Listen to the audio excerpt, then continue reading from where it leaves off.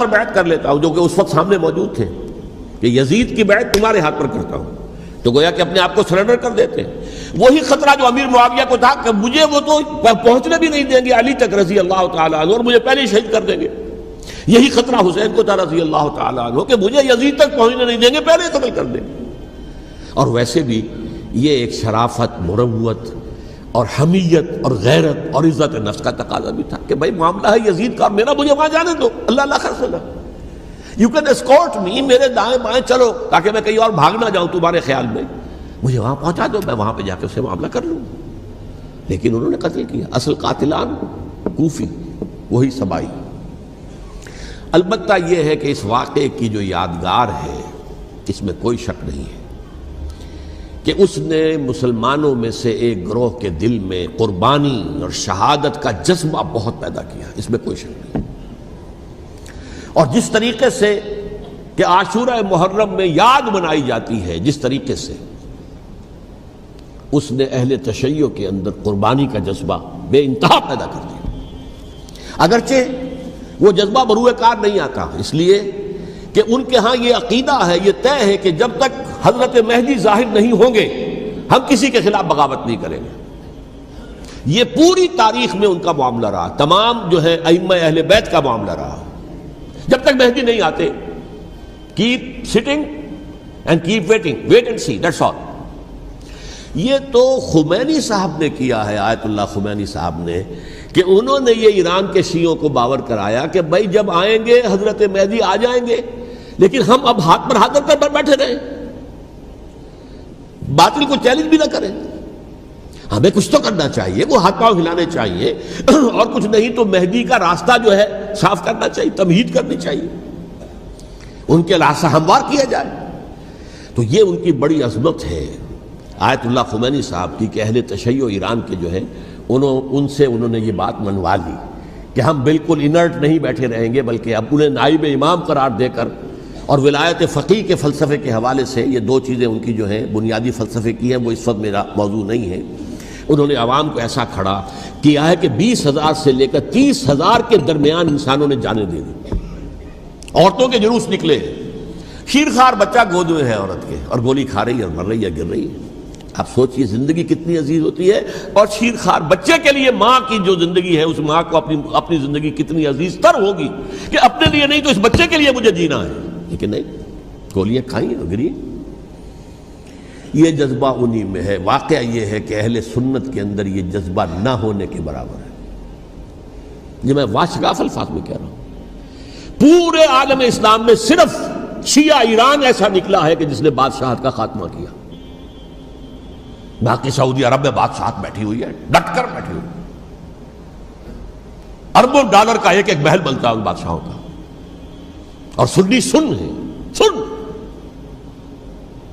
کوئی حرکت نہیں۔ وہ تو اب جو حرکت ہو رہی ہے وہ اینٹی امریکن حرکت ہے جو ہو رہی ہے، وہ در حقیقت وہ مسئلہ بالکل دوسرا ہے جو اس وقت ہو رہا ہے، لیکن یہ کہ عالم اسلام میں کوئی تحریک ایسے نہیں اٹھی۔ یہ اہل تشیع میں ہے جو بالکل استثنائی بات ہے کہ انہوں نے جو ہے ایسا بادشاہ جس کو کہا جاتا تھا کہ اس کا جو اسلحہ خانہ ہے وہ ایشیا میں سب سے بڑا اسلحہ خانہ ہے، جو 2500 سالہ پرانی جو ایک عظمت تھی ایران کی، اس کو دوبارہ تازہ اور زندہ کرنا چاہتا تھا۔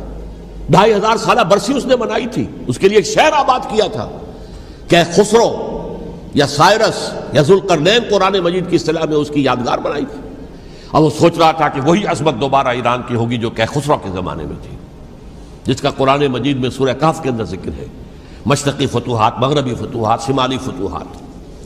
تو وہ بادشاہ ہے، اس کو بھاگنا پڑا وہاں قربانی کی وجہ سے۔ تو یہ جو ہے واقعہ کربلا نے، اس میں کوئی شک نہیں ہے کہ ایک ایسی مشعل روشن کی ہے جس کو کہ ہر شخص کو دیکھنا چاہیے۔ یہ بھی انسان، جیسے کہ اقبال نے ایک شعر کہا تھا غالب کے لیے، فکر انسان پر تیری ہستی سے یہ روشن ہوا ہے، پرے مرغ تخیل کی رسائی تاک ہو جا۔ تو فکر انسان پر حضرت حسین کی قربانی سے یہ واضح ہوا ہے کہ انسان کس حد تک جا سکتا ہے قربانی دینے کے لیے اپنے کسی مقصد کے لیے۔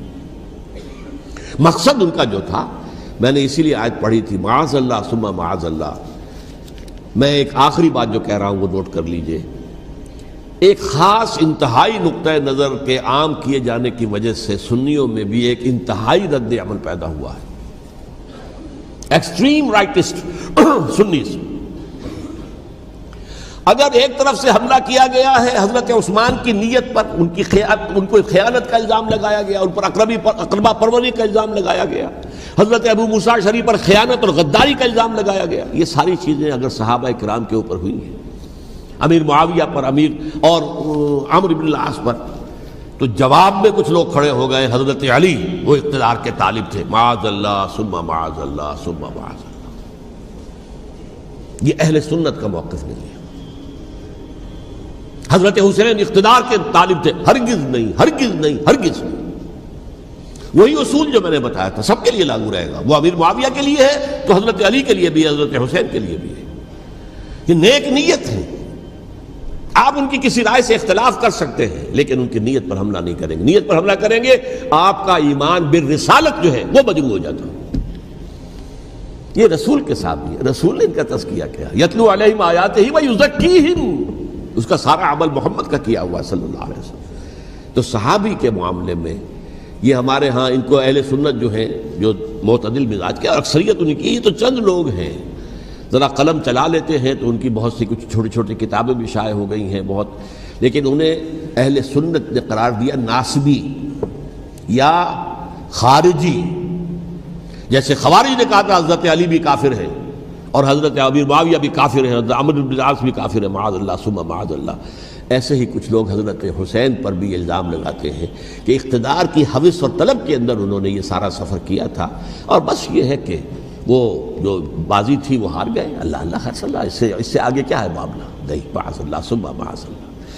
اسی لیے میں نے آیت آج جو پڑھی تھی ایک اور جو بہت بظاہر آپ کو معلوم ہوئی ہوگی، غیر متعلق ہے میرے آج کے عنوان سے، تلک الدار الآخرۃ نجعلھا للذین لا یریدون علوا فی الارض ولا فسادا.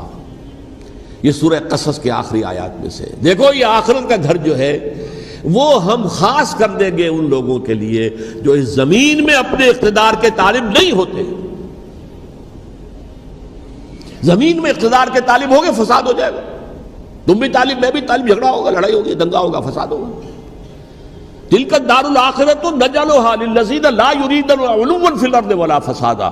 جو لوگ زمین میں اپنے اقتدار کے طالب اور اس کے نتیجے میں فساد پیدا کرنے والے نہیں ہیں ان کے لیے ہم نے آخرت کا گھر خاص کیا ہے. والعاقبۃ للمتقین، اور عاقبت جو ہے، انجام کار، آخرت جو ہے وہ تو متقیوں کے لیے ہے. اسی میں آئیں گے سب صحابہ کرام، خواہ وہ حضرت علی ہے رضی اللہ تعالیٰ عنہ، اور خواہ وہ حضرت امیر معاویہ ہیں، حضرت عثمان ہیں رضی اللہ تعالیٰ عنہما، خواہ حضرت حسن ہیں، حضرت حسین ہیں رضی اللہ تعالیٰ عنہما، خواہ عبداللہ ابن زبیر ہیں، خواہ عبداللہ ابن عباس ہیں، خواہ عبداللہ ابن عمر ہیں رضی اللہ تعالیٰ عنہم اجمعین. اس اصول کو سامنے رکھ کر اختلاف آپ کر سکتے ہیں کسی سے بھی، لیکن کسی کی نیت پر حملہ کریں گے تو اصل میں آپ کا ایمان بالرسالت مجروح ہو جائے گا. علی کو نبی اکرم صلی اللہ علیہ وسلم نے اپنا نائب بنا کر چھوڑا تھا جب غزوہ تبوک میں جا رہے تھے مدینے میں. حضرت علی نے کہا بھی کہ مجھے آپ عورتوں کے ساتھ بٹھا کے جا رہے ہیں. فرمایا تمہارا مقام میرے ساتھ وہی ہے جو موسیٰ کے ساتھ ہارون کا تھا. ہارون کو چھوڑ کر گئے تھے نا یہودیوں کے پاس جب گئے تھے تورات لینے کے لیے، تو تمہارا وہی مقام ہے میرے ساتھ. تو یہ حضرت علی ہیں رضی اللہ، ان کے بارے میں میرا، ان کی کیا عظمت میری نگاہ میں. تو یہ 3 کتابچے ہیں، مجھے نہیں معلوم تیسرا یہاں ہے یا نہیں ہے. بہرحال آپ لوگوں کو ریکمینڈ کر رہا ہوں کہ ان کا مطالعہ کریں. اب یہ کہ آخری بات یہ کہ اصل ہمارے کرنے کا کام کیا ہے. دیکھیے کیوں نہیں کیا کسی نے بھی خروج کا معاملہ، وہ میں واضح کر چکا ہوں. بغاوت نہیں کی، کیوں؟ ایک تو ریاست اور حکومت میں فرق نہیں تھا. ذرا کھڑا ہو اور وہ باغی قرار پائیں گے، واجب القتل ہو جائیں گے، فتوے کی زد میں آ جائیں گے. یہ معاملہ تھا. اور دوسرے یہ کہ عمارت پوری گری نہیں تھی، ایک منزل گری تھی نا. آج ہم کہاں کھڑے ہیں؟ پوری عمارت گری ہوئی ہے. نہ شرعی عدالتیں ہیں، نہ شرعی فیصلے ہیں، نہ احکام الہی نافذ ہیں، نہ حدود اور قصاص کے معاملات، کچھ بھی نہیں. ہمارا فرض کیا ہے؟ حضرت حسین کی مدح کرتے رہیے، تعریف کرتے رہیے، صحابہ کرام کی مدح کرتے رہیے، مدح صحابہ، اس کے لیے مجلسیں قائم ہو رہی. بھائی کر کیا رہے ہو؟ تھے تو آبا وہ تمہارے ہی، مگر تم کیا ہو؟ ہاتھ پر ہاتھ دھرے منتظر فردا ہو۔ تلک امۃ قد خلت لہا ما کسبت